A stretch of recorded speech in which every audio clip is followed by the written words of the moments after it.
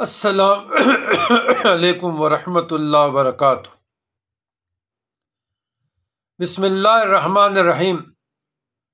اللہم صلی علی سیدنا محمد وعلی آل سیدنا محمد افضل صلواتک بعد معلوماتک وبارک وسلم علیہ۔ برادران اسلام، عزیزان گرامی، خواتین و حضرات، اللہ تعالیٰ کے اسماء الحسنہ کے بیان میں آج کا اسم الممیت ہے۔ الممیت کی معنی اور اس کے خواص بزرگان دین، متین کرام، مشائخ عظام، صوفیہ کرام نے 4 ذکر کیے ہیں۔ الممیت جل جلالہ کی معنی ہے موت دینے والا۔ یہ 62 اسم ہے اللہ تعالیٰ کے اسماء الحسنہ میں۔ جو کوئی یہ اسم اس قدر پڑھے کہ اس پر حال طاری ہو جائے، پھر وہ ظالموں فاسقوں میں سے کسی کی ہلاکت کی دعا کرے تو اسی وقت ہلاک ہو جائے گا۔ نمبر 2، جو اس اسم کو بکثرت پڑھے گا اس کا نفس انشاءاللہ مغلوب ہو جائے گا، جو شہوت سے تنگ ہے، پراگندہ خیالات سے تنگ ہے، الٹے سیدھے خیالات آتے ہیں، ہم جنس پرستی میں مبتلا ہے، زنا میں مبتلا ہے، برائیوں میں مبتلا ہے، اس کے لیے۔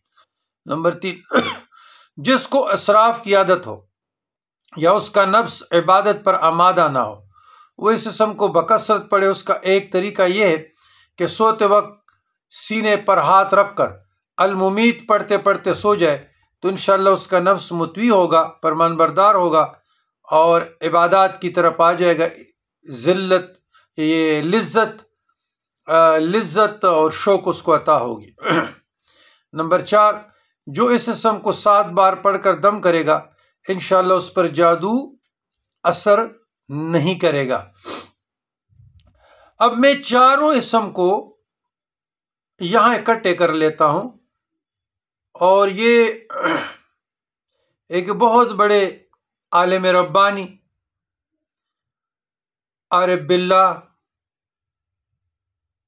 اپنے وقت کے برگزیدہ ہستی کا عمل ہے، تو بے شک ایک مرتبہ پڑھے، یا مبدع یا معید یا محیی یا ممیت، رب اشرح لی صدری ونور قلبی، تو سینے پہ دم کریں۔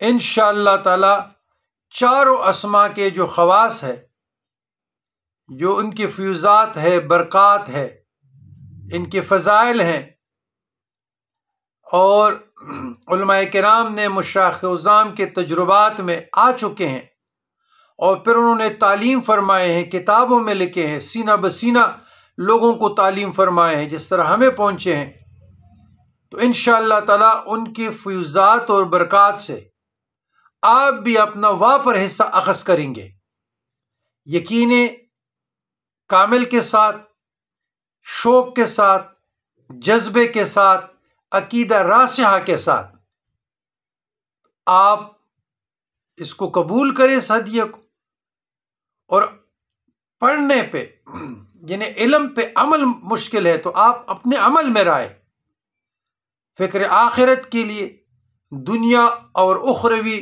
زندگی میں کامیابی کے لیے،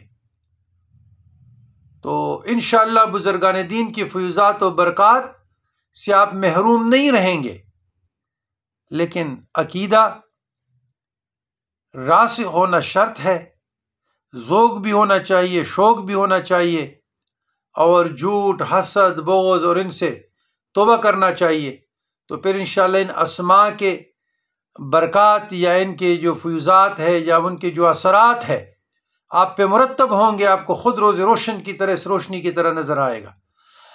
اللہم ربنا آتنا فی الدنیا حسنۃ وفی الآخرہ حسنۃ وقنا عذاب النار وادخلنا الجنۃ مع الابرار یا عزیز یا غفار یا رب العالمین۔